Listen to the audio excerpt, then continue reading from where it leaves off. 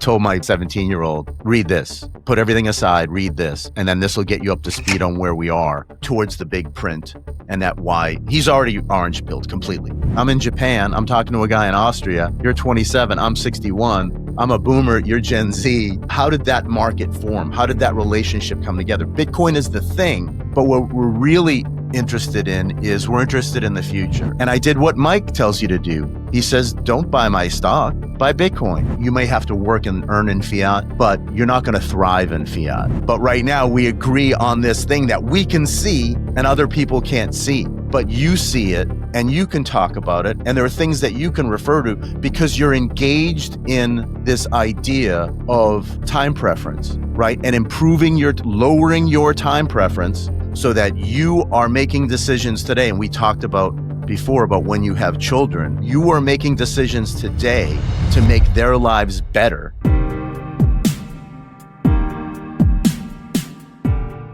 And then what I grew and realized we can talk about on the show is lawyers are not necessary anymore. Tax attorneys aren't necessary anymore. This whole Bitcoin build out is, and I've got to really see it, and most people don't see it. You have to see it play out so that the inheritance aspect of it is taken care of, and all of a sudden you just don't need this whole thing, this whole infrastructure that people are used to. So I just wanted to throw that out there. I love that. And we can directly start in with that because it's I have from. There are many motivations to my podcast. The biggest motivation is Bitcoin. Since the very start of my Twitter journey, with the very start of my Bitcoin journey in YouTube, on Twitter and all the platforms, I always wrote in my biography and my mission statements everywhere, I won't shut up about Bitcoin till it's the base layer of our financial system. Because I truly think it is possible to achieve that within my lifetime. It might be a big goal. I might work the whole life on that. I don't know how long this takes, but I'm now 27. And if I live long, I might actually see this whole thing like shaking out. I think who said that was Jeff Booth, or like some of a big guest on my podcast said like this the biggest thing that he kind of envies of young people in Bitcoin, that they see this whole thing like actually shaking out on mainstream, and they might not. I don't remember who it was, and so this is the biggest probably motivation. But there's a whole nother motivation, and a lot of people actually don't know about that. Of the motivation of me documenting for my kids, for my great grandkids that are there in, I don't know, 2030, somewhere 200 years in the future, and saying, oh, wait, like he was there when like Bitcoin just like was discovered or created, however you want to see it. And you can see my journey. I started this podcast, a daily podcast. I started this when I was age 25. And I'm doing it for like almost 2 years now. I'm now 27. And so when you look at this journey of like, someone young that has Bitcoin, I've Bitcoin since I'm 21 years old, 22 years old, somewhere on this thing. And so I'm almost like a child of Bitcoin, because ever since I am in Bitcoin, ever since I have like money and like a job and all of that, like I'm kind of all in Bitcoin. I had like 2-3 years where I worked, I had money and invested in Tesla, but very quickly I was into Bitcoin. And so it might be really interesting because I not only plug into Bitcoin as a financial system, but also in the culture very closely, because I talk with all the Bitcoiners. I go to the conferences, I talk with the Bitcoiners, and do also the meetups and everything like that. So I'm one of the most plugged in persons in the Bitcoin community ever. Of course, there are a few others also, like there are hundreds of other people that do the same thing. But like how many people are 100 or maybe 1,000 people that do the same thing compared to like the 100 million or the 200 million or the 300 million, whatever that number is, that have Bitcoin. And so it's like, I think it's just an interesting journey for me to document for the next generations. And this motivation of creating this for my kids and their kids and their kids and their kids grows strong and stronger. Actually, I'm like, how amazing would that be if I can see my grandfather in like 1850 going through Austria, like what he thought about and going through that, like that would be so freaking awesome to see that and hear that. So yeah. Anyways, like this is kind of my two main motivations for that, and I'm glad you brought it up, because like this is something that is very strong in me, but I rarely talk about that. Yeah, and I think it comes through when I think my favorite podcast of yours is with Bram Kranstein, because I was on his show before as well, but I'm also witnessing somebody grow and really think deeply about things. You know, you're really kind of looking at every angle, and it may change. We may not agree on everything, because I don't want to say I'm a lot more cynical. I'm a lot more judgmental, and for me, I'm 61. Right. And one of the reasons why we can talk about, you know, when I left, was kicked out of DOD over, you know, the shot and some other stuff. Because you just can't thrive in that government environment. You talked about it with one of your recent guests about how you really can't, you may have to work and earn in fiat, but you're not going to thrive in fiat. And so even though, and what I'd like to talk about, we can as well, is hit on the points that you raised about, there are people that may get pensions. Like I get a pension, but I also very much, the reason why I was able to retire when I was faced with investigations in DOD, all sorts of things that they made up to force me out, was at some point I sat back and I was like, you know what? I got Bitcoin. And that helped me make the decision, like, I don't need this shit. I don't need to be around the most corrupt type of individuals. And we'll talk about kind of at some point, I think we replaced the word fiat with socialist, because we're kind of dancing around that idea. And I look at it because I'm a very Austrian as far as economics, Mises and Rothbard and Hans Hermann Hoppe. And in fact, for home, we can talk about this as well. For homeschool, my 17-year-old, we don't plan for him to go to university. I plan for him to take Plan B courses online, and then to watch BTC Sessions videos and to read Austrian economics books. Right now, he's reading The Big Print, because, and we can talk about that as well. Like, I was not going to buy another Bitcoin book because I have so many. And I've read the Bitcoin Standard, Fiat Standard. Max and I took Principles of Economics with Seyr. I'm in touch with Seyfedin as well. He's going to come out with the Gold Standard next month. And for some reason, I decided to get Larry's book because he's so responsive on X. He engages with everybody. And I got his book, and I know everything in it, but it's the best primer with footnotes ever written to take you from 0 to 60. And so then I told my 17-year-old, read this, put everything aside, read this, and then this will get you up to speed on where we are, you know, towards the big print. And that why he's already orange pilled completely. Anyway, and the big print is huge. I love it. It is. I talked with Larry already.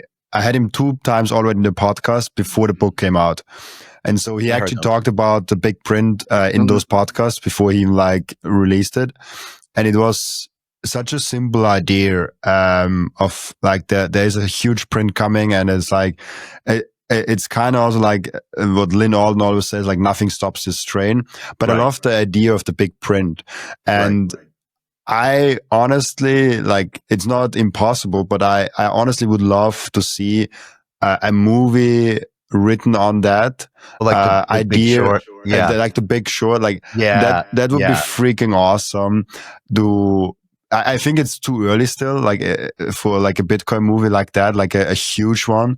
But I think at some point there will be like if Bitcoin flips gold and Bitcoin is like I don't know, 30 trillion or 40 trillion or 50 trillion, maybe even $100 trillion asset, there, I kind of predict there's like a huge movie coming out that kind of stars like people like Larry, but all the people like Seyr and like all the things that kind of go on in Bitcoin. And the big print would be a freaking awesome title. Yeah. Yeah. It's made for Hollywood for sure. Yeah. We talked about you talked about that what the Bitcoin world looks like, and I think we you talked about it, like how I age in Bitcoin, but also like what world we are kind of living in. How do you actually imagine the world changing because of Bitcoin, and or maybe a different question? How do you think my kids grow up in the world? Let's say like I get kids in the next 5 years, and then they need another like 15 years, 20 years to like actually get to a stage where they interact with money. So like, let's say, I don't know, 15, 20, 25 years, something like that. How do you think the world is different at that time, and how they interact with money and Bitcoin?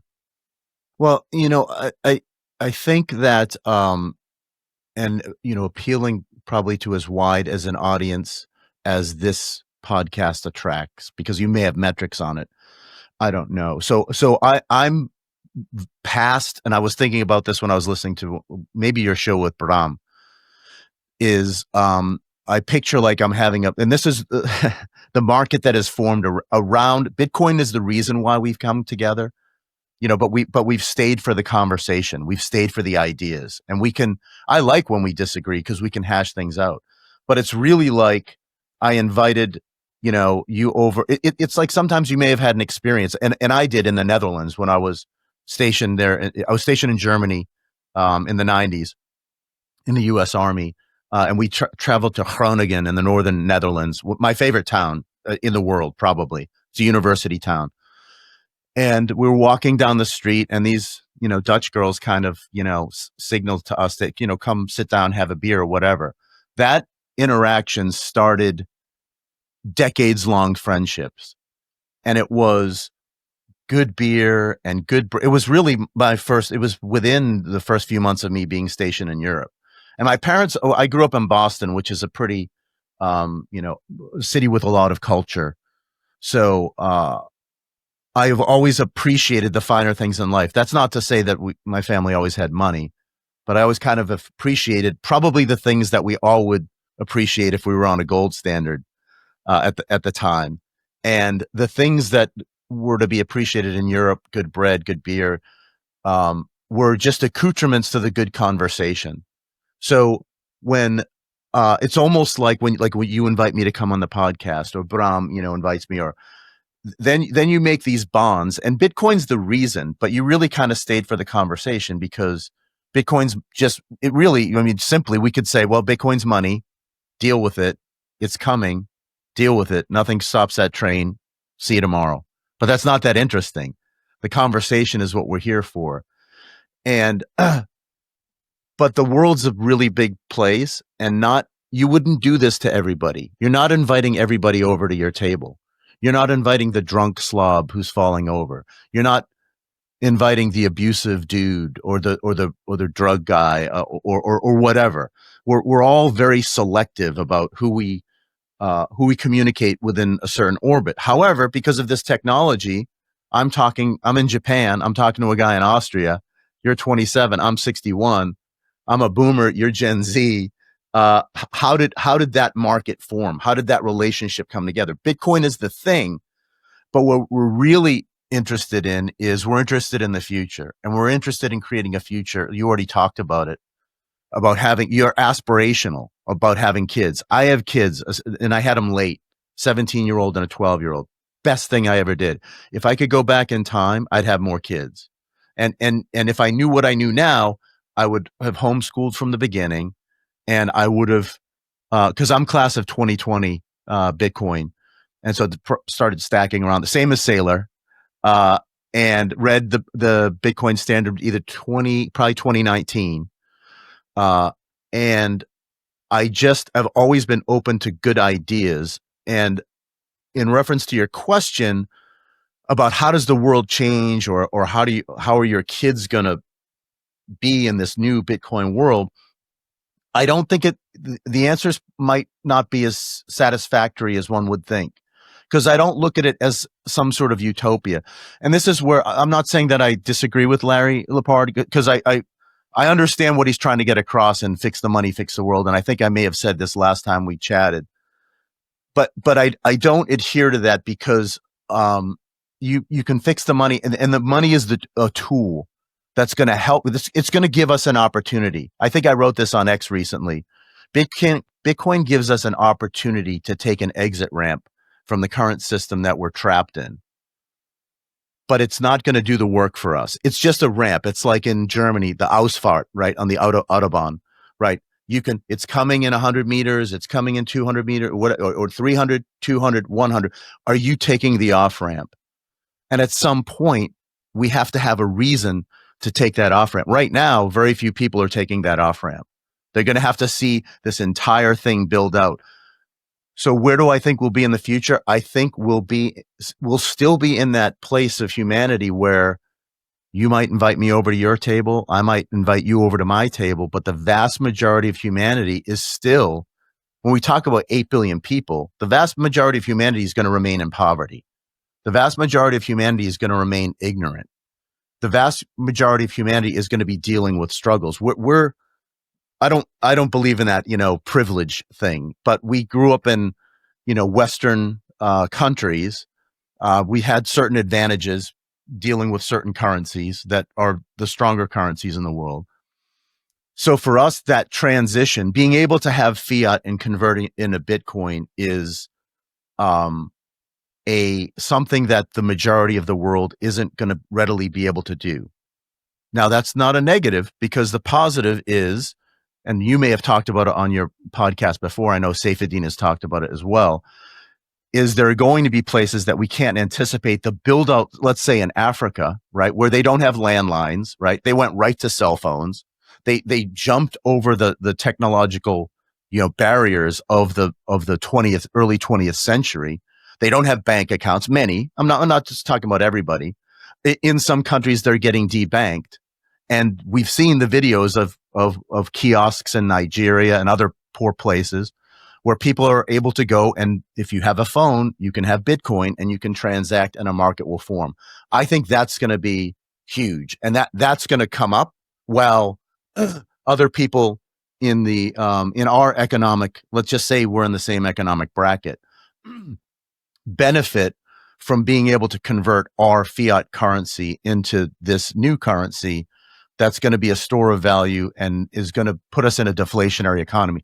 Either way, everyone is going to benefit from being in the deflationary economy, like Larry talks about, like Jeff Booth talks about a lot. When you're in a normal state of economy is to be deflationary. But people have got to get over this mental hurdle and understand that it's governments that create inflation on purpose to get into a debt cycle. So without going too far afield, what do I think the future is going to look like? I think it's going to look a lot like it does today. But for people who chose to take the off ramp, it's going to create some better opportunities. Because when you talk about, Robin, I listen to a lot of your conversations. When you talk about gold, as I read through the big print, and I don't know how many copies he sold or whatever, we're talking about a minority of people. I don't know how many people have read the Bitcoin Standard or any of these things. What type of person picks that book up? It is probably somebody, we could talk about Peter Schiff. Like, I think Peter Schiff's thing is an act, because, we saw, what was it, 2013, he did that video on Bitcoin and he explains it perfectly. He knows what it is. He owns it. He just is so deep into gold that he's got to push his thing, and he's got to be relevant in the media. There's no way that he doesn't have thousands of Bitcoin. I just don't see that. There's no one that's smart about financial markets that is going to ignore this technology. So what type of person what type of person has disposable income to invest in their future, right? And so one of the things that I love about Larry Lepard is that he's older than me. He's one of the few people in the space that's older than me. And he's lived through, he writes the stories about all the events that I can tell you where I was on those days. I wasn't in the financial markets. I was in the Army for most of them, except for the 1987 bubble and late 80s. I was in college. But for the 2001.com bubble burst, I was in graduate school in California. For the 2008 financial crisis, I was in the Republic of Korea during an Army assignment. And I was actively tracking those events because I was an investor. And it was interesting to see Larry's take on that. But I was the exception, not the rule. Like as an Army officer who as an investor, I invested, it's almost like, you do with Bitcoin, right? You buy Satoshis until it hurts, right? You have the fiat, and I've heard you talk about how you went to 100%, 105, 110%, back to 95% based on business requirements, and just it's easier for you in life. And I'd say the same breakout for me. Investing wise, it's 100% Bitcoin. Fiat wise, I just have to have money around, and I have fiat obligations. But that was shaped, and I think Larry might agree with this, that was shaped off of a lifetime of investing where, and I think we talked about this before, in 2008, the great financial crisis was one of the best investing opportunities I ever experienced. And the only reason was I wasn't leveraged. I was an Army officer. I didn't have the money, I didn't have the resources to, and I was married, and I wouldn't, buy anything on margin. So I just invested everything, all the cash that I had, in Amazon, Apple, Netflix, and MasterCard at the time. And that was before the crisis. And now I had to learn a lot about investing to get to that point. But if I could go back in time, I would listen to what Michael Saylor said, right? He said Google and Facebook and Nvidia and Amazon and Apple. And he explains why that's the case. But nobody around me was doing that. Everybody was putting their money in the thrift savings plan, which is a government program. It's like a 401k. When I was I retired, and then I took a government civilian job for the U.S. Navy. Everybody was putting their money in the 401k. So that's a basket of funds, right? It's the S&P 500. So you're not taking any real, I don't want to say risk, but you're not engaging your brain in the stocks that you're buying. And is it a scheme? Is it a racket? Is it do cantillionaires make money off of all that? Yes, they do. But the average investor, if they kind of mimic what they're doing, and we can talk about MicroStrategy or something like that. A couple of years ago, I decided I'm just going to do what Mike says. And so because I had money that was in an account where I couldn't buy spot Bitcoin, and I could buy MicroStrategy, so I rode that pony for as far as I think that it should go until it was 59 and a half. I could get the money out of that account.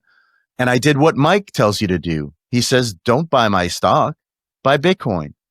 So I know that's a long diatribe, but I think my ultimate point is, I think there are people who pay attention to finance. There are people who pay attention to the economy, and there are people who just don't. And one of the things about Bitcoiners that is, maybe it's one of the common threads, because I think Bitcoiners, we're just a segment of society that we represent all sorts of different lifestyles, backgrounds. And once Bitcoin becomes money, we might go just back to fighting each other about stupid shit. But right now we agree on this thing that we can see and other people can't see. But I don't want to say it's frustrating, but you see it and you can talk about it. And there are things that you can refer to because you're engaged in this idea of time preference, right? And lowering your time preference so that you are making decisions today. And we talked about before about when you have children, you are making decisions today to make their lives better. And you've heard you've seen all the memes on X and people talking about how, they're going to say, "Oh, Robin, Grandpa Robin, what a legend. Oh, gee, man." Or like you look at videos of whatever opinion people have of Max Kaiser, of him back in the day, or it was Antonopoulos, speaking to an empty room. These are real people who can see something before you see it. And I just think it's going to take a long time for people to see it. And at some point, it's just going to have to overtake folks almost so that they don't have any other choice. Just like I was thinking today, right? You don't have a landline telephone in your home, right? I don't think I know anybody who does. And that I think in 2010 we lived on the military base here, and we had a landline, and I don't think anybody ever called. And I didn't have a cell phone. I had a BlackBerry, and I didn't get a cell phone probably until like 2017, 2018 or so, an Apple phone, because I was just holding out, because there was really kind of no reason for me to do it. And then when I got to, certainly now I look at it like I conduct business on my phone. I buy Bitcoin on my phone. We coordinated this on my phone. So I think it's going to get to a point where people just have to adopt it. And then you may have some sort of societal change where people start to have an epiphany like, well, wait a second. If government doesn't provide me the currency and I can see every transaction, I can run a node, I can see what's going on in the mempool, I can understand now what people mean between knots and core, and I understand why, if I run a mine that I'm strengthening, or a mining apparatus that I'm strengthening the network, that I'm participating in this thing. I think it's going to take us a long time to get there. But when we do get there, people are going to start to realize very quickly that they don't need government for anything. Well, a lot of interesting things in there. I know it because Seyr actually posted it summer this year. He sold over 1 million copies of the Bitcoin standard across, I don't know exactly the number, but across like something like 30 or 40 languages. And so there is like, and I look at that number and it's like, it's really interesting, 1 million copies, because I don't think there are 1 million hardcore Bitcoiners out there. So what I think would happen is like a lot of hardcore Bitcoiners just like bought like 10 or 15 to like give away to other people. I know I did. I bought the Bitcoin standard for people that I know are still to this day not in Bitcoin. And it's like, oh shit. It's like they've seen it. They've seen it from 5,000 euros to the 100,000 euros. I've given them the Bitcoin standard. They claim to actually read it, and they never bought Bitcoin. And I'm like, that hurts. It hurts a little bit me, and it will hurt them even more long term. Yeah. But one thing you said was really interesting, because I think we're always talking about the Bitcoin standard and where it's going and how quick it is coming here. But one thing that we're not talking about it is that on different places in the world, Bitcoin develops in different speeds. And the same thing happened with the internet. The same thing happens with electricity, with all innovations. There are, to this day, spaces in the world, places in the world where they don't have electricity.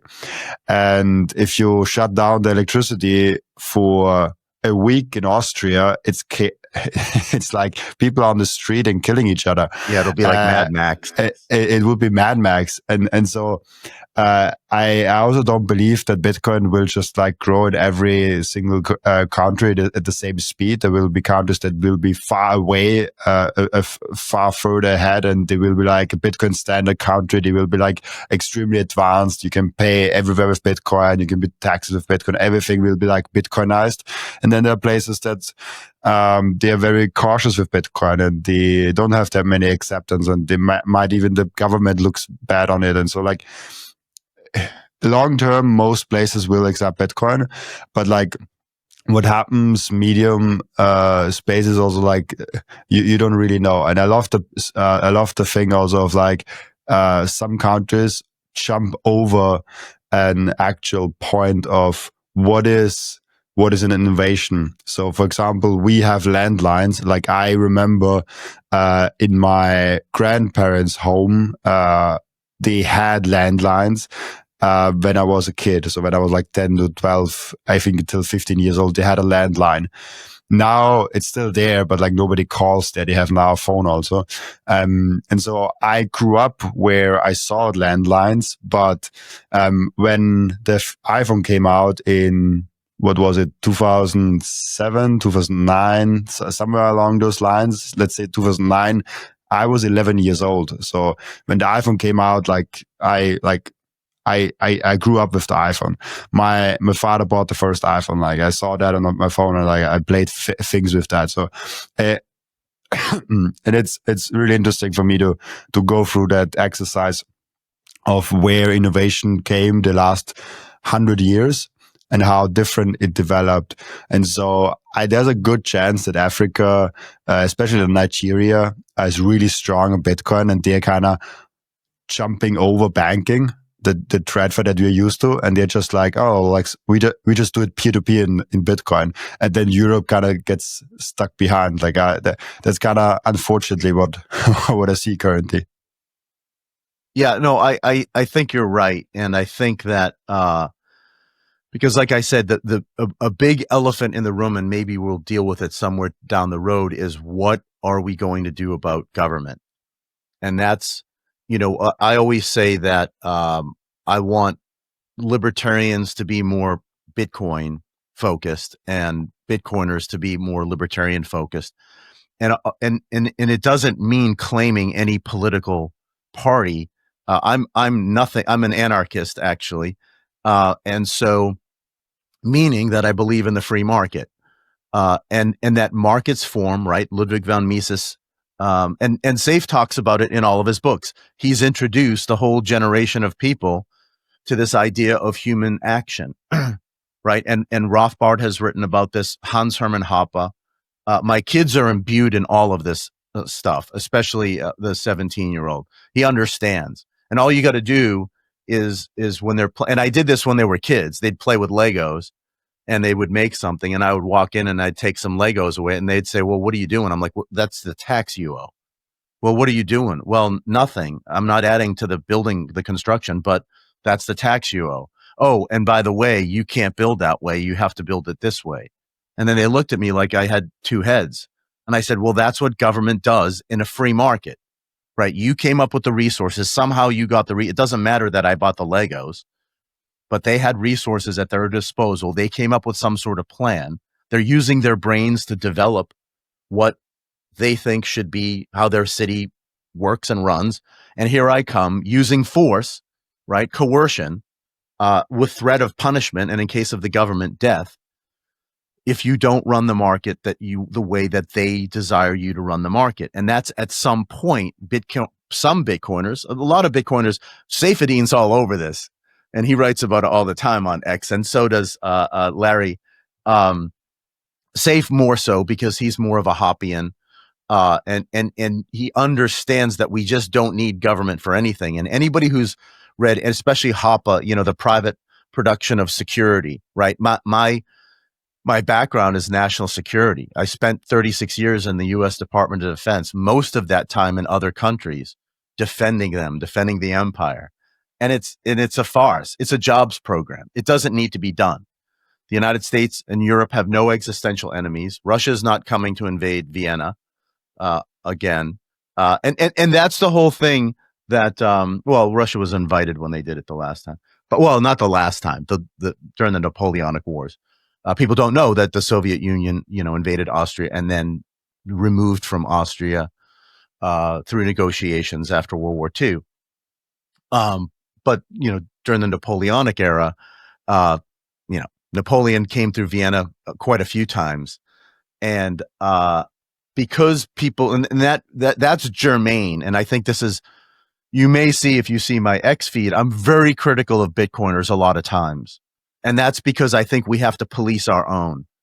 And I get very frustrated, not by average plebs or people who I know are very thoughtful, but a lot of our tribe, let's say, who deal in me. And at some point down the road, I've already abandoned, the people that I follow and block.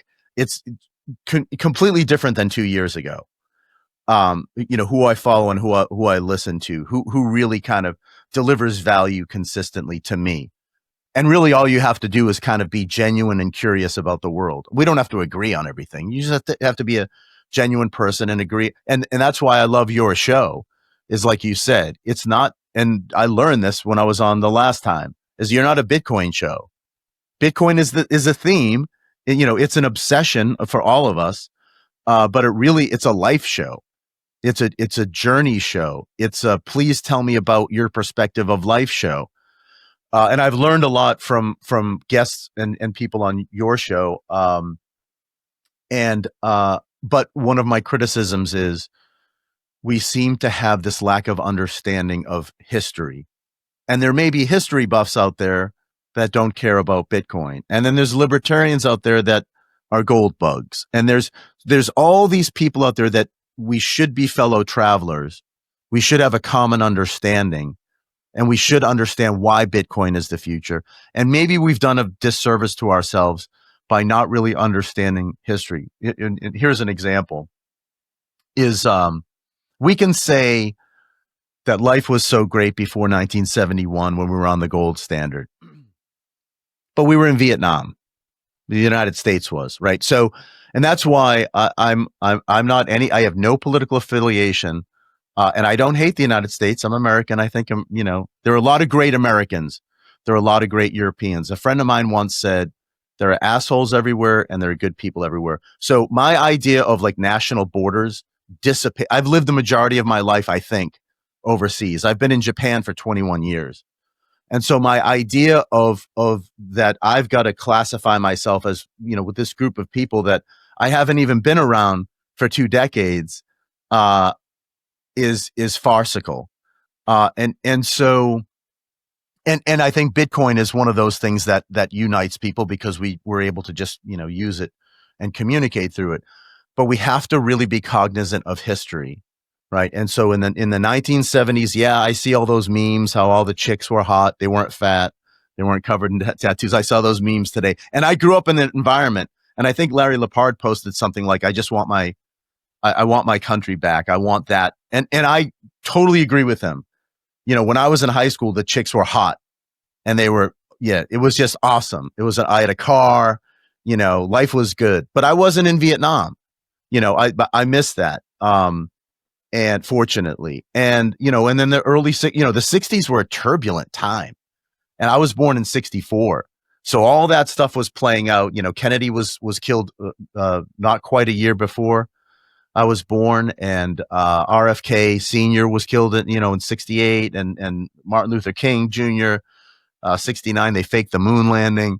Then you and to say nothing of the civil rights movement and how blacks didn't have rights in America. There were racial tensions. I'm from Boston. There were racial tensions all throughout the country. Then you get into the 50s, and that's okay. That's supposed to be a prosperous time, but there's all sorts of things that went on the 50s that laid the groundwork for where we are right now. Go ahead. You're gonna make a comment? I have a weird comment maybe, but I'm curious what you were in Europe, right? You visited Europe already, Austria or something like that, right? Yeah. I lived in Germany for 3 years. Oh yeah. And maybe you relate to that. I have a very, Daniel from Microseed, the founder and the original, who came up with Microseed. Yep. And he visited me, this year at BTC Prague, and where we also decided, I also decided to actually join Microseed also as an equity partner, not just promoting them. And when he visited me, we spent 2-3 days together. We played golf, we went through the city, we had breakfast, all of that. And he said to me on several occasions, the women here are so much hotter. And he said, like, in general, like, people are fitter. And I was previously in America, and I don't have a good understanding of what America is. Like, I just have, like, I was a little bit in Miami, I was a little bit in Las Vegas, and in total I was like a week or like maybe 8 days in America, and mostly at Bitcoin conference and mostly on the airport. So I don't claim to have any view on America, like, in person there. But what I've definitely noticed, on average, you just like see that people are a little bit more overweight and a little bit less in shape. And when Daniel also said this to me, I'm like, oh, okay. So it's not only that I notice it when I'm in America, but like Americans apparently notice it when they're in Europe. And we talked about that, like, I think like 2 or 3 times already. It's not that the people here are like more beautiful, like from like birth or something like that. It's just that, and this is maybe one positive thing about regulations in Europe, that a lot of things that are normal in food in America is just banned in Europe. Like, the bread in Europe is different than the bread in America. And so, that's why, and I mean, there are like several statistics on that also, that the people here are just like eating a little bit of a better food. And that's also like why they are not as fat. And like, I see tendencies where Europe gets in this, American way. We have a lot of American fast food here. And, I actually don't know a lot of people that are really overweight, but I know some.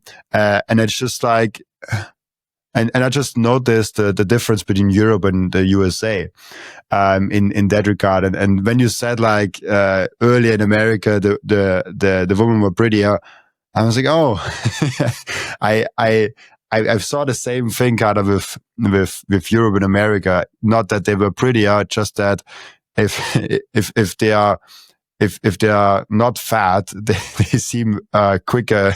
Like, they can be just like more beautiful just because they're not fat. Yeah, that's well put. And at 61, I go back and forth between, and I think Larry Lepard might do this as well. Is I go back and forth between. You said on one of your recent podcasts, like, to deal with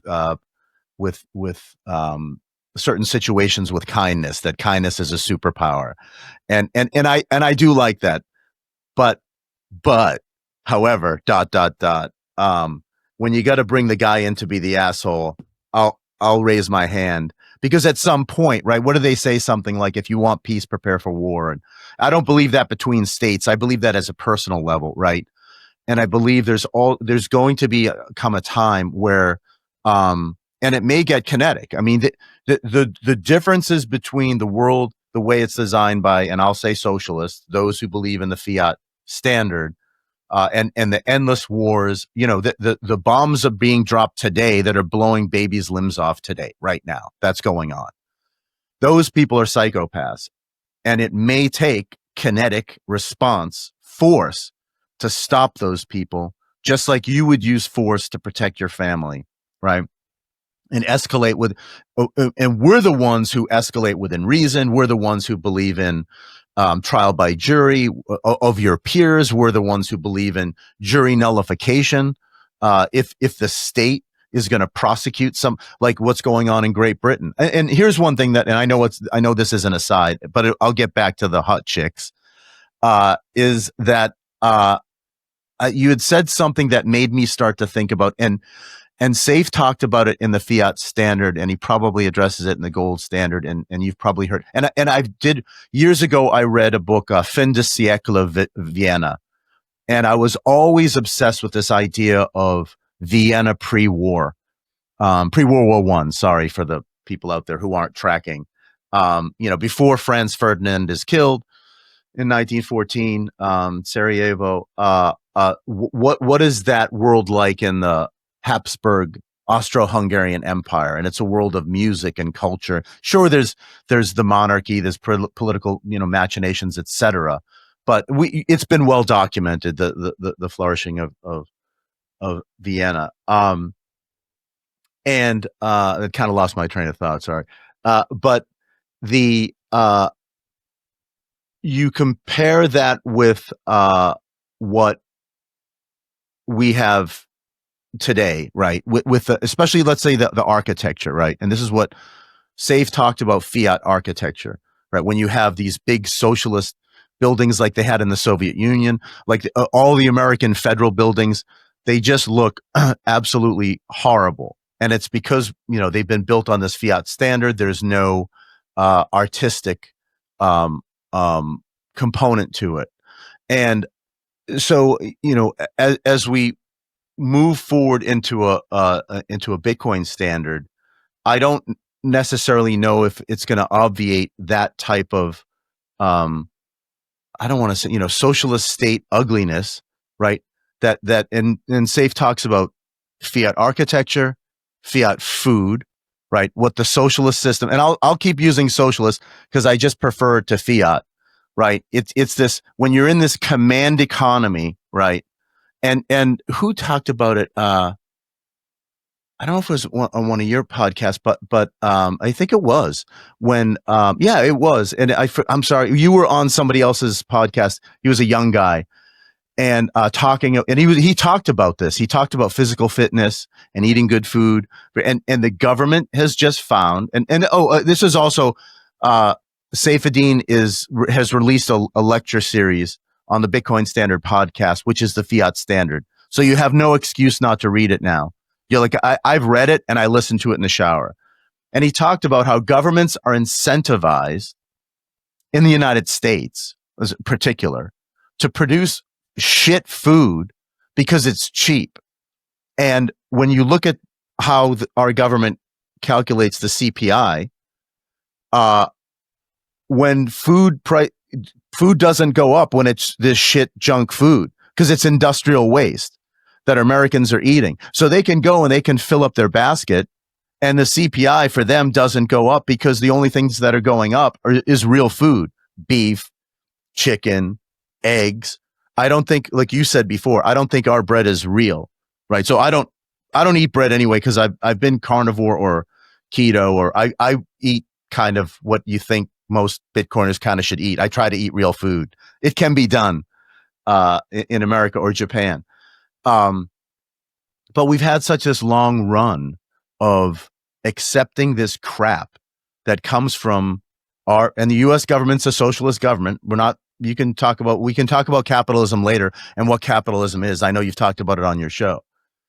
But so many Americans are buying into this crap that they should know better, but they have no alternative but to eat this, to sit on their butts, to watch stupid entertainment that's being produced now through AI. And they really have no incentive to better their lives. And it ties into what you said about who's going to read the Bitcoin standard. Those people aren't going to. And even if you did like a puppet thing, like, oh, fiat food is bad. Oh, well, Bitcoin makes good food. Oh, so how do I buy this Bitcoin? Even if you like played it like a 10-minute Natalie Brunell series on Bitcoin, which the one she made for Swan like a year ago or 18 months ago, which is like perfect. Watch it in 10 minutes, go buy Bitcoin, click Swan. It's a promo for Swan, I think. You're not going to lead people to Bitcoin through that process. They're going to continue to wait for their government check or get paid their meager fiat money. They don't understand that inflation comes from the government because they have a president that's lying to him, just like the president before and the president before. But they feel better about it because it's their guy.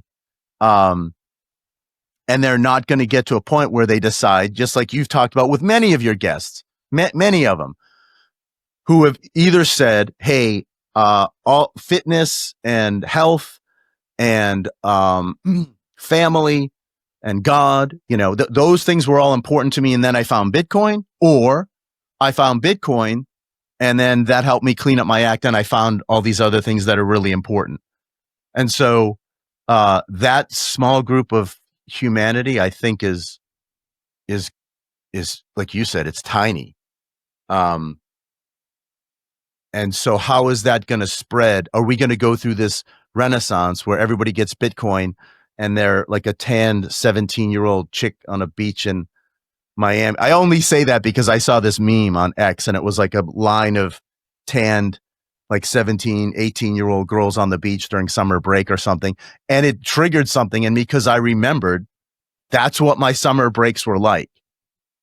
And we were all, when I was 18 years old, I remember there was a movie called American Gigolo starring Richard Gere. And he had this apparatus where he would hang upside down and do sit-ups, with these locked-in boots. And I think my friends got that. And we were all doing those things so we could have abs, so we could attract women. We were doing push-ups. We were playing football. We were doing all those things. And as far as I remember, my mom was feeding us good food. And the entire culture encouraged that. I don't think it's just the food. It's this attachment to cell phones. It's this attachment to computers, which has kind of really just made us not live in the real world and live in this. And I'm not criticizing what we're interacting in today. We're just using this as a tool because I can't fly to Vienna. But we understand when we're done here, I'm going back into the real world. Tomorrow morning, I wake up, it's Thursday, so I get up and I do my kettlebell routine. Then I go walk 4 miles or rucksack or whatever. That's because it's me. And then whenever we eat, I'll cook the burgers and they'll be 100% organic grass-fed. I'm not trying to be like some, a caricature of a Bitcoiner. But legitimately, I have progressed to those things because all of us, I think, want, the commonality of Bitcoin is, again, to reduce our time preference so that we can go and have these nice things again and not be forced to eat fake food and get fat and ugly when you can be a, slim, svelte, attractive European eating good food who their only problem is fixing the currency and getting rid of their socialist government. I know that was a bit of a rant. The most important thing for your Bitcoin journey is not buying Bitcoin, but it's how to keep them. And yes, you have maybe the right tools, but how do you actually go ahead and stick it all together so it's the most secure for you personally? Self-custody is a deeply personalized journey, and the Bitcoin way is helping you exactly finding that correct setup for you personally. They are also helping you with securing your own cybersecurity. And if you want to go one step above all that, you can even get a consultation for a Plan B residency. Go to thebitcoinway.com/Robin and you will get a 30-minute free consultation. I finally and officially mine Bitcoin. This is not just something to stack more Satoshis, but it's most importantly also to support the network. Individual miners are the ones that keep the Bitcoin network decentralized. And by the way, you get KYC free Bitcoin. That's why I use simplemining. I get an actual proper Bitcoin miner. They set it up for me. They repair it if it breaks down. And most importantly, they let me choose the pool and even connect my own full node. I'm completely sovereign and I'm completely in control, and I can sign up with Ocean, no account needed. I just give them a Bitcoin address and then there's mining going on. No KYC, nothing. So if you're ready to mine Bitcoin, go to simplemining.io, tell them you come from Robin, and let's mine Bitcoin together. I want to tell you about something very special to me. It's called Microseed. If you hold your Bitcoin in self-custody, and you should, you know how critical it is to secure your seed phrase. You should not have them on paper. You should not have them on anything else than titanium. With Microseed, you can engrave your 12 or 24 word seed phrase, the entire seed phrase, onto a 1-inch small washer. Yes, just one washer. All 24 words on that one washer. You can hide that thing everywhere. And even better, you don't need to buy a new kit every time you have to get a new wallet. You can make unlimited backups because Microseed is not selling the washer. Microseed is selling the device that stamps the washer. So you get the full full kit with the device, with the washers, with the hammer, with everything you need to get started today. And you can make with that unlimited amount of backups. Go now to microseed.io. Again, that's microseed.io to get your last backup tool you ever need. I love it. And I talked with Roger Sony. I'm not sure if you know him, but like Roger Sony, I talked with him on this very topic on his live stream. And we kind of went on a tangent where we talked about people being overweight and all of that. And I always say this kindness things. I always say like, kindness is a superpower. But some people mistake kindness with lying. And what I mean by that is if, for example, you have an old friend of yours and you haven't seen him since like 5-10 years, and 5-10 years ago he was extremely fit, had his life together, was on a good trajectory and a good track. And then you see him 5-10 years ago, 5-10 years later, and you see, like he got fat, like his life kind of got ran over him, like he kind of like got loose of himself, kind of a thing. There's a false way of kindness to say, hey, it's okay, like you have just a little belly, it's okay, like you're doing great, guy. But that's, I think, a false way of kindness. It's basically just lying to him. And the right way for me is like saying like, you were so great, so fit, like 10 years ago, like what happened? Like what is why did you get here? And you kind of got lost of his life. Like what happened? I know you were a different person like 5-10 years ago. What was the reason for that? And like, why don't you go back to that? And maybe that's a legit reason. Maybe he had some illness or anything like that. But kindness, you should not mistake kindness for just ignoring if someone isn't doing good.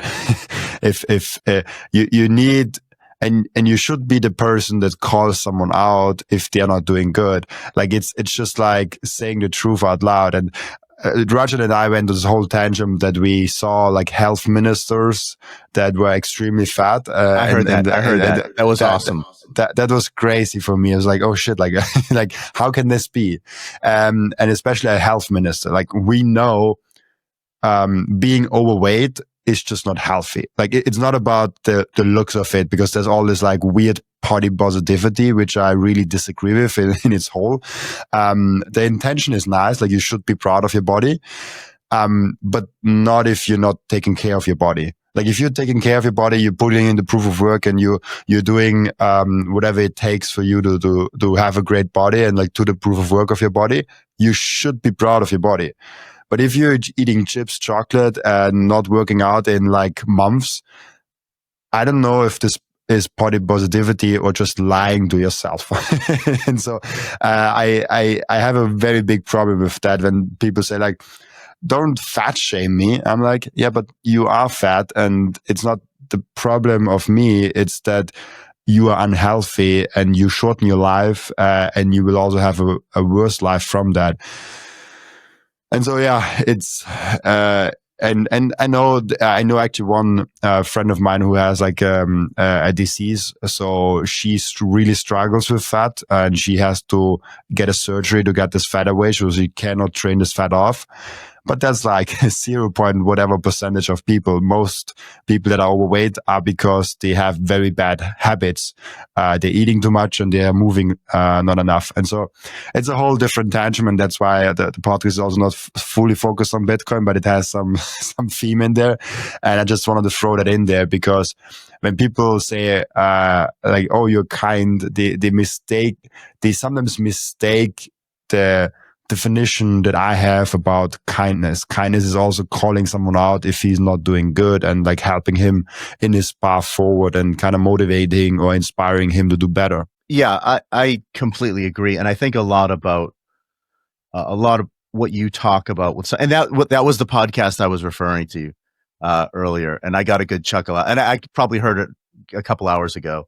I thought it was a great, and I don't consider those, I know I go off on tangents, but I don't consider those tangents. That's the beauty of this discussion, because I find that a lot of people have a lot of things in common. And I think it's, the common theme is taking accountability and responsibility for everything that you do. And what I find is that the majority of people that I deal with in the Bitcoin space are people who take accountability, they take responsibility, they're you tell me that the podcast is I go in, I choose a time. When you're ready to go, I'm ready to go. It's not just a matter of courtesy, it's a matter of professionalism. And you're going to find, these are things that there are positive aspects to being in the military. I don't think so today. But back in the day, I entered the Army in 1988. Those ideas were still reinforced, right? And the mid-level officers, maybe up to like colonel, that was the Vietnam generation, and they went through some stuff, and they saw some people die. And what they wanted to do, the Army kind of went through this renaissance in the mid-late 80s, where it went from a draft time force to a volunteer force, where they tried to really introduce and enforce standards and accountability. And that as an officer, leader, you eat last, you make sure your men get fed. And when you study military history has been my passion my entire life. That's what I'm interested in. And you always look at like Napoleon's marshals and his generals. The best ones were those that looked out for their men, that made sure that they eat, that they were taken care of, that they were evacuated when they were wounded, that you did everything that you could to make sure that you did positive things for them. And in garrison, and I used to get in trouble a lot because I rose from the ranks. I enlisted in the Army, and then I became an officer through officer candidate school, and then I retired as a lieutenant colonel. So I knew the regulations, and I used to try to get out of them whatever I could for my soldiers. If I could promote somebody, I would. If I could send them to a school, if I would. If I could get them extra leave or any of these things, because that's what was done for me. And then the modern Army, the modern military, it's completely fiat. And it's just the senior officers are completely detached from the grunts, and don't do anything to take care of them, which is a shame. And but what I did learn was I learned a lot of lessons in the Army about parenting, and basically it's lead by example. So my kids one is going to Japanese public school now because he requested it, but they had previously been homeschooling. The 17-year-old's homeschooling. My passion is lifting weights. I lift weights. So my kids lift. My passion was Brazilian jiu-jitsu. My kids do jiu-jitsu.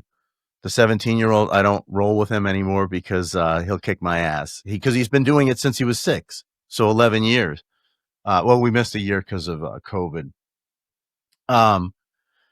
So we eat healthy in the house. The 12-year-old, when he was a little younger, he was a little pudgy. And so I'm not going to fat shame my kid. I'm the one who will always say, I'm not going to say anything negative. What I say is, hey, here's the deal. We just need to eat healthy. So I can't tell him to eat healthy, and then I sit around eating crap. I have to eat. So we only have healthy food in the house. We don't have soda. We don't have American bread. We Japanese food is a lot cleaner than American food, but it has its problems. We don't do any deep fried stuff. And now he's leaning out, and he's just a bigger bone kid. He's going to be my deadlifter. But you have to kind of understand where people are coming. Look, and I completely agree with you on kindness. If your kid looks like he's going to be a deadlifter and might be an NFL, a National Football League lineman, a person up front, right? And not a ballerina, that people are kind of born into certain situations. And I'll go up to, actually, because I'm a weightlifting coach, sometimes when I see like bigger, heavier dudes in the gym or in the locker room or something, I'll go up to them and I'll ask them, and they may have too much body fat. I might say, hey, do you lift? Well, I don't do much. I do this. I'm like, well, you should, because God has blessed you with a big body. And I'm not lying. God has blessed you with that guy, if he lifts, he's going to lift far more than I do. And he's going to find over time that he might be 315 in fat, 300 pounds, 140 kilograms, and soft. And if he keeps lifting, he might be 140 kilograms and hard. So I'm not talking about getting somebody down to some magical weight. It's just really encouraging people to kind of be in their best space, really. So that what sense does it make to have 1,000 Bitcoin and you're not healthy, or you die at 40 or something? I had a heart attack at 58. Acute myocardial infarction. 12% of people survive it. It was, what was it, 2023? I didn't take the vaccine. That's one of the reasons why I was kicked out of DOD. And now we can theorize what happened, because when it happened, everybody I knew was like, you? Because I have a six pack, which doesn't matter, but it's just, I train a certain way. And I have like really out of shape, obese people. They said to me, they're like, damn, it should have been me, not you. My theory is these things take a lifetime to develop. My theory is, and this is talking to other medical practitioners, that in the Army, they give you so many vaccines over time. They give you so many medications. We were under the oil wells in the first Gulf War, that you're exposed to so many, chemicals, fuels. Dr. Malcolm Kendrick writes about it in his book called The Clot Thickens.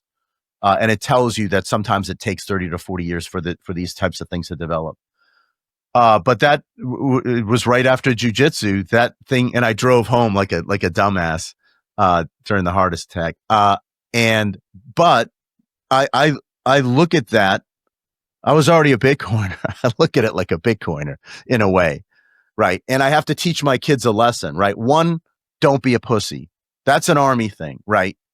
Right. Whatever you got to do to get to the top of the objective, you get to the objective because you have to get to the objective.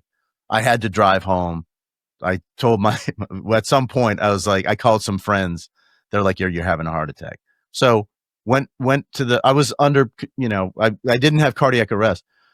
Went to the hospital, said I'm having a heart attack. They did great stuff. They got me to a Japanese hospital, great cardiologist, took the thing out. It's fantastic. I wanted to get out of the hospital right away. So the upside is we were going to go skiing the next week. If that happened on the ski run, I'd be dead. Because they're not going to get you to this cardiac surgeon they're on standby in Tokyo. If I'm out in the middle of nowhere at a ski resort, I'm dead. Two, it was a really good learning experience. I'm convinced that because of all the physical training I had done in my life, my heart was strong enough to get me through this thing, right? And then afterwards, it's probably just within the last few months. That was like 2 years ago, January 2023. I'm just starting to get my kind of physical fitness back. So it's taken like 2 years of, I was 8 days out of the hospital. I started lifting barbell again. Did that for about a month, and then I hit a wall, and I was like, I figured out it's probably not the best thing to do. But I had to battle test it. And I had an online coach because I wanted to prove everybody wrong. We talk about whether you take a statin or not. I went down that rabbit hole. I went down the fiat medicine rabbit hole first during the COVID thing, but then during this thing, because at the hospital I go to, they want to give you I got a bag of meds. They want to give you the bag of meds. And I read all these books and I'm arguing with the doctor. I'm like, that doesn't do shit. And my Japanese sucks. So I'm going through this in Japanese. And they're trying to sell me a statin. And now, fortunately, and I'll do a plug here. I talked to I got an online cardiologist, Dr. Philip Ovadia. He wrote a book called Stay Off My Operating Table. Great guy. He is kind of a natural practitioner. And I said, hey, in 3 months, I want to be off the meds. I said, my goal is to be off the meds and to get back training. And he was like, I'll get you off the meds in 3 months. Don't take a statin. And he went through each medication and he explained, this does this does that, this does that. 3 months off the meds. So you don't need to take a statin. And I don't want to go on a tangent, but maybe the most valuable thing I'll say in the show is statins are designed to lower cholesterol, and people with all-cause mortality, right? After people die, they find that people with higher levels of cholesterol, I'm not a doctor, it's not medical advice, higher levels of cholesterol are healthier. because cholesterol is produced by the body and it's a naturally occurring chemical in the body. That's important. People who are in the Bitcoin space, who are in the health space, they know all these things. They know that big pharma's pushing all these things. But what we talked about before, personal responsibility, investment, right? I knew that, like, I'm not ready to die at 58. My Bitcoin journey's just begun. That's part of it. And so I know I physically have to be around to square this shit away for my family, and especially my next in line, the 17-year-old. Part of our homeschool is Bitcoin self-custody, and why that's important. And I think I said this earlier. He's reading the big print. I don't think much of it will be news to him, but the big print is so good at charting out the series of events that had to occur for us to get to a place where we require Bitcoin, right? We need Bitcoin. It's not an option. The dollar is dead. And Larry does a really good job at demonstrating why that is the case. So that's why I've determined that for homeschool, I think our focus needs to be Bitcoin, Austrian economics, understanding. It's just like going to the gym. You're preparing, right, for a longer, healthier life. If you've gone down so many rabbit holes, you've done so much research, you've talked to so many people, you've grown so much, you've learned so much. And then the other thing is you understand that there's so much more to learn and to grow into from people who are out there who know a lot more about certain aspects of what Bitcoin represents. And and I know we talked earlier about Bitcoin Way as a sponsor of the show. And I'm just going to give them a shameless plug because they're not a company. I don't know what the hell they are. They're a group of people that are dedicated to this enterprise of Bitcoin and are absolutely dedicated to making sure that each one of their clients it's an understatement to say that you're treated with what is it? What do they say? Like velvet glove concierge service. I've known them for I don't know, 2 years. They've become my friends. I entrust them to be my IT team, and I think you've mentioned it before. If you have $500 in Bitcoin, you don't want to spend 5 times that amount for to have an IT team manage your $500 worth of Bitcoin that you may have on strike or something like that. But when you get to a point where a significant amount of your assets are in Bitcoin, and you've done the right thing, which is get it off an exchange, get it into self-custody, secure it, secure the passwords, get it on a device like Microseed, which I have. I know I said I was going to do it last weekend. We're going to do it this coming weekend for because I want to do it as a homeschool project and then kind of walk through that so the kids can see where all the pieces come together, and taking self-custody seriously. But I know that if I have I've taken my future into my own hands as far as my net worth. And that's because if I die right now from another heart attack, which I feel great, right? I feel fantastic. And then I'm going to do this and, die on the mic, and you're going to try to have compassion for me and be kind to me from 10,000 miles away. It's not going to make a difference. I'm going to be dead. And all this talk about physical fitness and stuff will be like, oh, maybe I don't post this episode because that motherfucker just died on my show anyway. Blah, blah, blah, talking about health and he's dead. But if it happens in some sort of cosmic humor, it would be funny. I would appreciate it looking down, hopefully from heaven. I would laugh my ass off. But there's a plan. And the plan is that my second in command, my executive officer, my CFO, my 17-year-old son is going to reach out to the Bitcoin way. He doesn't have to. We already have things laid out. But he does have a team there that aren't the money that they make, the Bitcoin that they make, because they only take Bitcoin, they live by the sword. They take Bitcoin, and I'm happy to engage in that circular economy. He's going to have people there that are friends, right? And maybe that's something that's different in Bitcoin. I don't know. I don't want to over romanticize it. But people have names, and that's the thing. What I've told them is, yeah, you purchase so many hours with the Bitcoin way, whatever. Those dudes would do it for free to make the right thing happen. Know it, because I just communicate it with them all the time. I was on the Bitcoin Way podcast with Michael Jordan, and I are exchanging ideas about homeschooling and that all the time. So as we move forward, and my point was, you're not going through this alone, right? And if you're going to take Bitcoin seriously, if it's going to be your store of value, the unit of account, means of exchange, that will take care of itself. But if what you're going to do is use it as a store of value, take the time, study it, make the investment, get an IT team like the Bitcoin Way. There's no one that's better out there.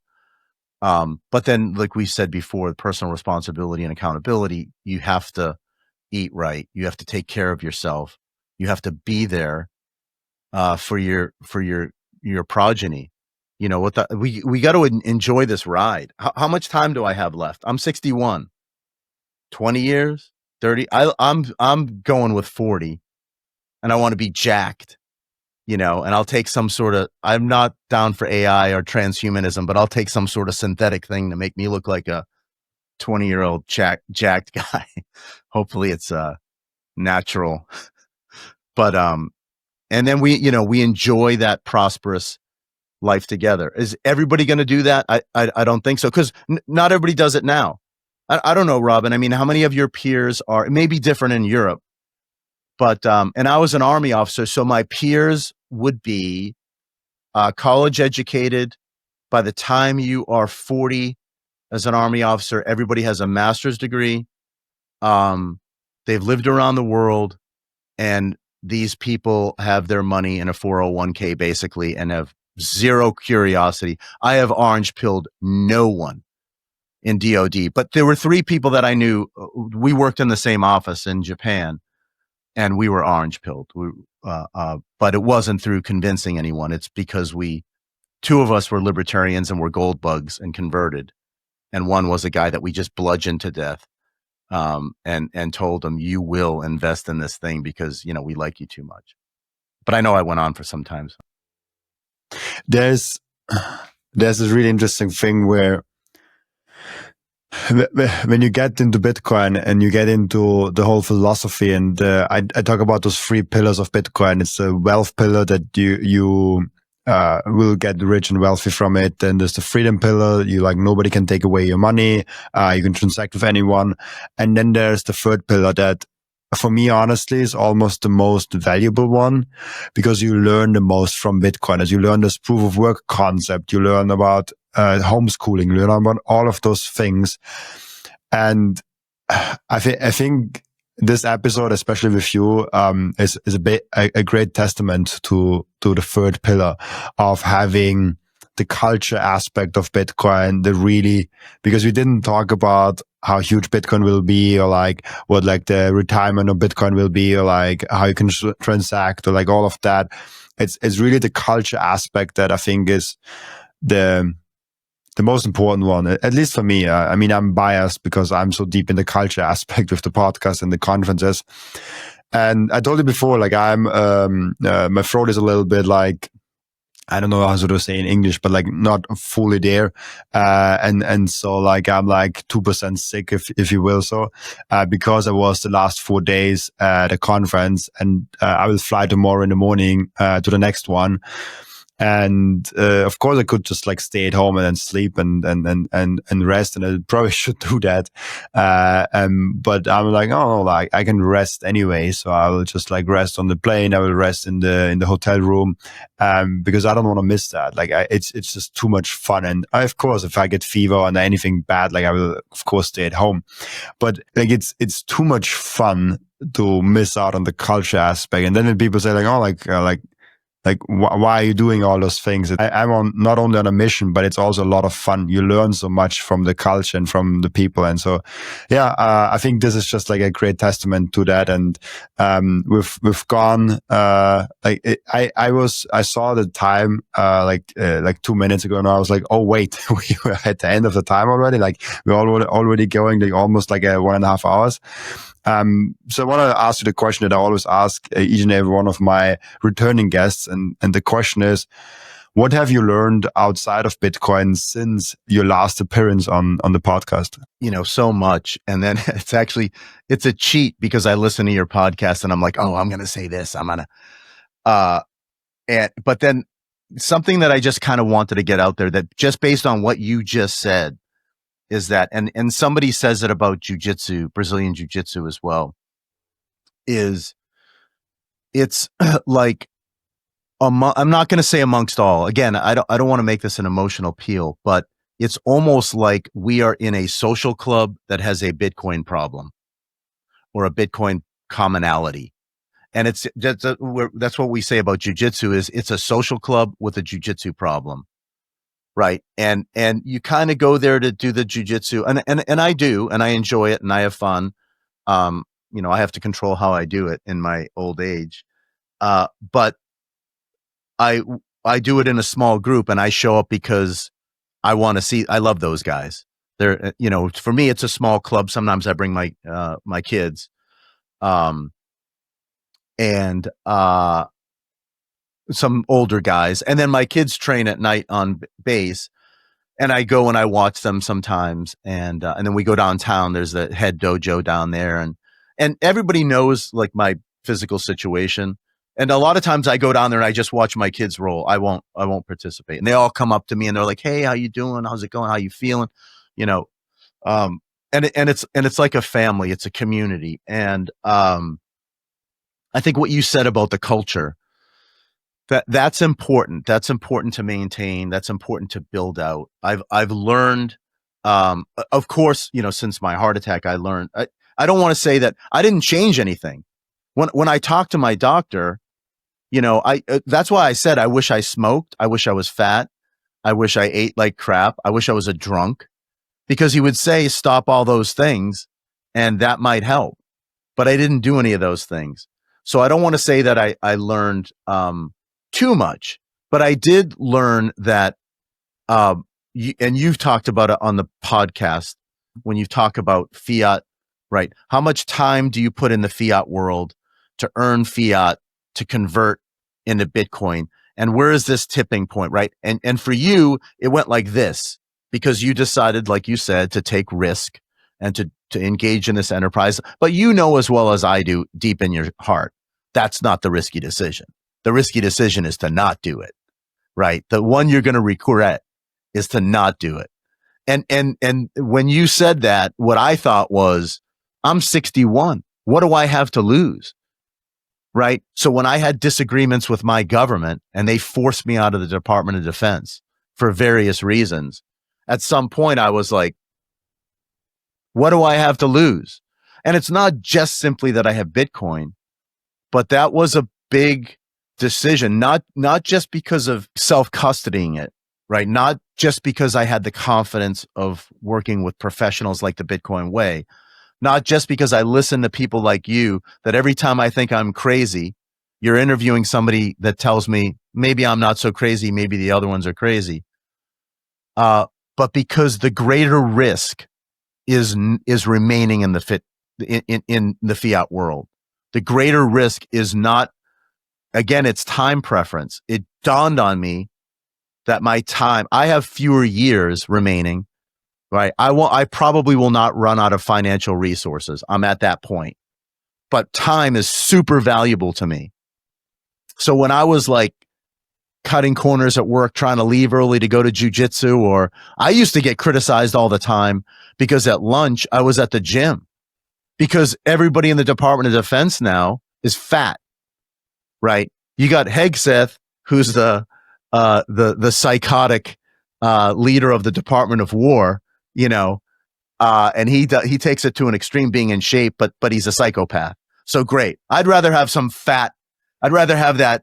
Who was it? That health minister, or that Antonio, or whatever his name is, the fat one that we all know. And I know exactly who you're. I'd rather have that fat bastard at the head of DOD, and not a psychopath that's in shape. So it doesn't matter just being in shape. But what I've really learned since the last time is the culture is important, and that requires a lot of self-study and dedication. There's a famous American football coach, Bill Belichick, who was not a nice guy, not easy to get along with. But his singular focus was winning championships. And he used to say no days off, right? And in Bitcoin, there's really no days off. Like you said, you're feeling under the weather, you're a little bit sick, et cetera, but you have a dedication to this thing that you love. But it's also more than that.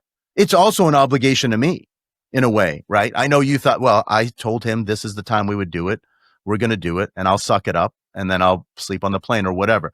But it's because you're committed to this thing. And I think there are enough people like Saifedean, like Larry Lepard, like Lynn Alden, like all these other folks who are influential in our lives, that understand this is important enough to do what they can to push forward and to make a popular thing, if that makes sense. 100%. And because we talked about him, and I just want to pull him up for the people that might not have seen the meme. We can do that here. Here he goes. This is, and you literally just have to say, that's the guy. That's the guy. You literally can go to Google and Google fat central banker, and you can, and his picture shows up. So it's kind of nice, and this is kind of the picture of fiat. It's like too much consuming and all of that, because so great. But he could maybe be a great weightlifter, as you said. Like he might have some proof work to do to get there, but he might have a great body for that. He would be a super, like Lasha Talakadze, the Georgian, who's enormously fat, but he's very strong. I mean, those pictures, they seem like AI. Like, I'm not sure, like they seem not real, but I think they're all real. So like, it's crazy for me. But yeah, as you well know, we have an end routine in the podcast where the previous guest is asking a question for the next guest without knowing who the next guest actually is. And the previous guest asked you the question, when was the last time you donated Bitcoin? If you never have, what would you donate it towards? So it's kind of an easy question in a way. So I have chosen as my, and it's a little passion of mine. So I've chosen this organization called Heal Palestine. I think they're in Texas, and what they do is they put kids back together, and I don't know, that's something that's always just hit me. I don't know. I've seen war. I've seen bad things in war. I don't know how medical professionals go into a war-torn place like Gaza, or deal with, what Heal Palestine does is they try to get kids out of the war zone and get them to Texas. And these kids, they've lost their limbs. They've had their jaws shot off from snipers. The Israelis use, they developed a technology for such small shrapnel that it goes through their intestines and it turns them into sieves. You can't do anything about it. So, and that's another thing in the Bitcoin space is at some point, Saifedean is like a Loden voice because he's from Ramallah, and he talks about it at some point. And I'm not making a political statement any more than Muhammad Ali did when he refused to go to Vietnam, and he lost 4 years in his prime. They took away his boxing ability to box, and 4 years of his prime because he got paid to beat people up, but he wouldn't, as a black man, right, in the 1960s, who couldn't drink from a water fountain in the South, wouldn't go into the U.S. Army when he was drafted to go kill Vietnamese in South Vietnam. And so, and at the time, 99% of the American culture was against him and supported the government. And so this whole shit that, these people, they wear T-shirts with Muhammad Ali and all that stuff, they wouldn't have supported him back then. And we're seeing that again today, right? When people keep their mouth shut. I'm not talking about people like you, right? You have a different mission. But at some point, people in the Bitcoin, if we are about truth, if we stand for anything, we're going to have to call these things out. And my particular, and I won't say it's a political bent. I spent 22 years in the United States Army. I spent 36 in DOD. I lived all over the world. I waved the flag. I did everything. I supported the empire. But I've come to follow the kind of political theories of Major General Smedley D. Butler, right? Who wrote the book, War is a Racket. And that's why when people thank me for my service, I don't say it all the time. I'm kind. But what did he said something like, I was a hired gunman for the empire. And that's all I did. We were stormtroopers. And so I don't know if it makes up for it, but, right now, I think Heal Palestine just takes cash. So I pay them in fiat. I would like to pay them in Bitcoin. I know there's an organization called Bitcoin for Palestine. I haven't really uncovered that much, and I should make that my mission. But one of the things that I learned traveling the world when I traveled in India, in Nepal, I learned real quickly that when the beggars come up, they're begging you. They beg all the tourists, but they don't beg the upper caste Brahmins in India because they are part of the reason why there's so many poor in India. So to relieve my conscience, I was like, no, I'm going to pick one charity. And I'm going to go with that. And for right now, while I think the largest political problem on the planet is this genocide that's going on, and it shouldn't be controversial to say that. And at some point, when your grandchildren watch this, they have to understand that some people were concerned about other people on the planet who have less. So while it's not Bitcoin, it's fiat. I would like to see more Bitcoin support for not just Palestine, but for war zones where people are really hurting. And it's a big black. It's a very it's a topic where I don't know anything about. Like, I'm super honest. Like I watch mainstream media once a day to see what are they kind of reporting. And so I know a little bit about what's going on in Gaza, what's going on with the Ukraine war, like what's going on in different places in the world. But I don't really know anything. I don't research that deeply. And it's one of those topics where I probably should research more, and I probably should dive deeper. And it's so funny because a lot of people have very strong opinions on those matters. And I say always, I haven't researched that topic. I couldn't even form an opinion. And it's my mistake to not dive deeper. But I just can't express an opinion till I dove deep and have a research on that. And so it's kind of hard because sometimes, especially if you're somewhat in the public eye, I experienced that with core versus nots. Core versus nots is a topic where I'm more comfortable talking about. And I experienced that with that very strongly, where people came into my podcast comments and said oh, where you're standing, core versus nots, are you on the core or you're not? And I strongly believe that we have to run more nodes. We have to run more full nodes, and everyone should do it. And I think we don't have enough. We should go to 1 million nodes. We should go to 5 million nodes. We don't have enough nodes. And I think this is an individual decision, what kind of thing you're running. I don't believe that Bitcoin will fail no matter what the outcome here is. But I could be wrong. I just don't believe that op return is a huge topic. I've talked actually on my podcast with a knots guy that was in the knots way before op return came up, and he kind of said, and I loved it that he said that he's like, he's away from core since a long time because of whole different reasons. But the op return thing just doesn't matter. And so with what I wanted to say here is like, you sometimes get pressured into like taking a stance, and I have this very controversial stance, and I put that I put it sometimes out on Twitter, that's saying like, for me, it's not important that you run core or knots or Libre, how's it called? Libre. There's some like third one. There's like a few more, but like those are the two main ones. And so this is not the important part. The important part is that you run your own full node, that you know what you're doing, that you know what is the difference between core and knots and what is the implications of that.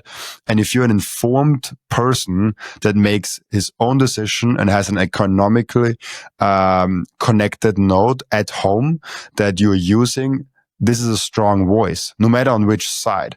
And so even with the politics, like if you say like, oh, like I vote for this or this guy, I don't care as long as you take a decision on your own stance. Like with core versus knots, like I rather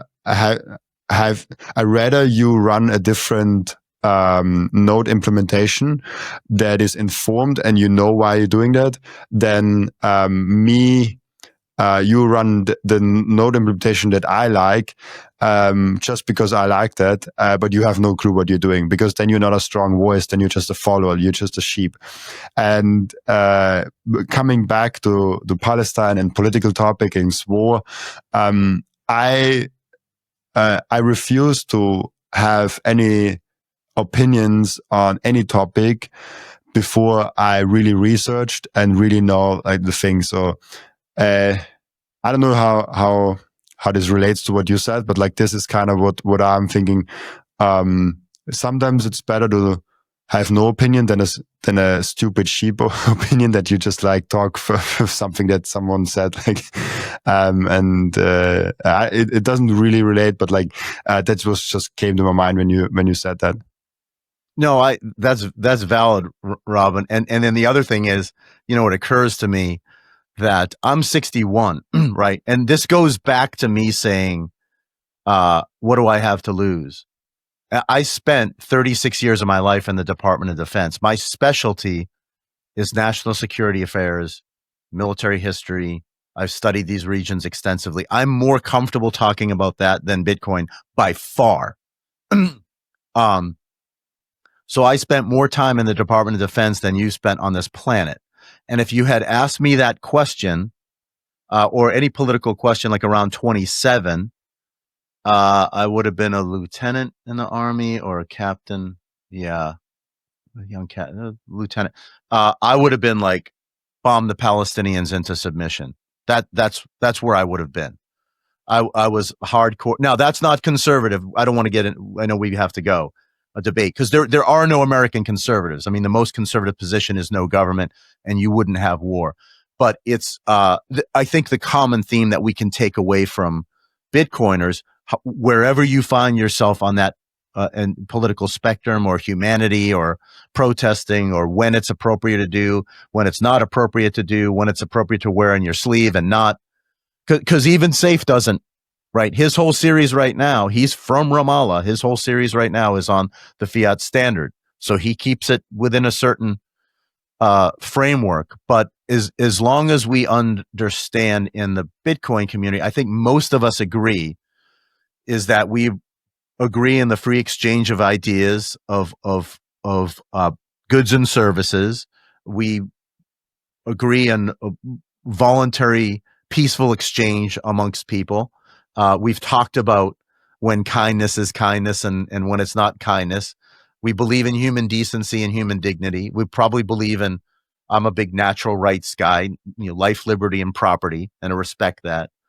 And I think one of the things that's brought us to this Bitcoin protocol is because I'd say a preponderance of people that have been of people who've been attracted to Bitcoin, at the very least, don't trust the answers that they're being given by their governments. I very much like that, yeah. And we can learn a lot from that. But yeah, we've got taken in the file. Like it's rare that a podcast reaches almost a 2-hour mark. We're like at 1:30 minutes, something like that. So thank you so much already for being on. Oh, we already had the end routine. So yeah, before I let you go, where can people find you and ask you questions? Before that, can I ask my question to the next guest? Of course. Okay. It would be, because it just kind of occurred to me, and it's kind of building on what we talked about. Will the preponderance of the adoption of Bitcoin be from the top down or the bottom up? That is to say, is it going to be adoption on layer 2 in smaller economies like in Africa? Maybe somebody asked this before. Or is it going to be something where governments will discover, as they kind of are testing now, its superiority and move in the direction of strategic Bitcoin reserves, and then we'll start to see something which I don't see as a positive, as I want to separate money and government. But do we think it's going to be more of a widespread wealthy nation state adoption, or something that before we know it, you're going to find Africa, Indonesia, South America, enclaves in India, throughout the developing world, Bhutan? Is it going to be bottom up? That's my question. And then people can find, yeah, and people can find me. I'm just on X. I don't even know what my X handle is. You can maybe put it in the show notes or whatever. I think it's Daren Adam or something like that. And that's it. And I'm mostly a shit poster right now. And I have, pretty controversial takes, but I plan in the future, I'd like to try to do a podcast, which it probably won't be Bitcoin centric, probably be kind of life, liberty, that type of thing. And that's it. And I know you got to go. I hope you feel better, man. Safe travels. Absolutely. Thank you so much for being on. And also thank you so much for everyone that is watching and listening, for joining us today. As always, I'll be back tomorrow with another episode. Bye-bye.